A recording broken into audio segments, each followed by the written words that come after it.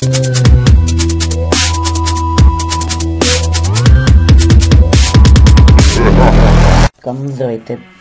това е следващият ми unboxing видео на някакъв продукт и сега ще продукт пас, някакъв айтем с различен.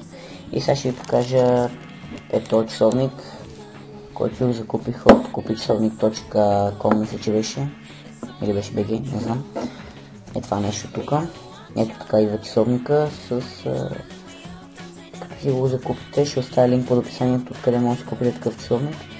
Или такъв, или те имат много часовници в магазина, но точно това ще ви покажа днеска. И да, ще направим и сравнение с друг лек часовник, да видите, че той е по-хубав. Сега ще го отворим. Както обещах, ще има още unboxing видеота. Айде бе! И продължаваме. Извинявайте, ама имах малък технически проблем с камерата. Тъпка ми камера, която скоро ще сменявам и ще правя и по-качествени клипчета. Ще мога да фокусирам.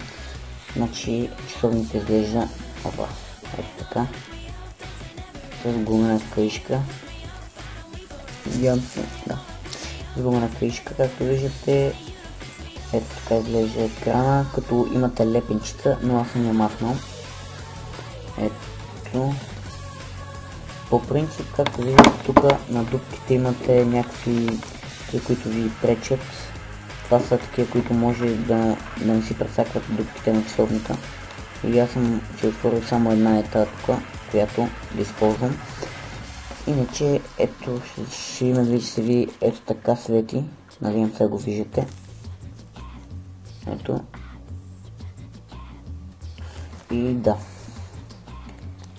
Като в момента е 2 часа, обаче не съм си го настроил и 1.36 показва.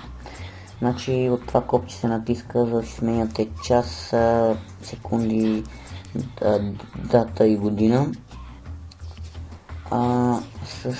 От тук е така изглежда. След това тук копченце си настройвате часовника. Да, иначе е хубав много. Аз обичам лек часовници, много ми изкефи. Часовника е горе-долу е толкова тънък, не знам, вие си видите в сайта колко е точно. И като предполагам, че е китайски, защото пише TVG Haohua Mirror LED Watch, което ще рече, че е някаква китайска менте, но няма значение, защото не ми върши работа. Ето е един по-стар часовник LED Watch, който е взет за около 20 на лева на Adidas, който всъщност не е на Adidas, но така пише, нали?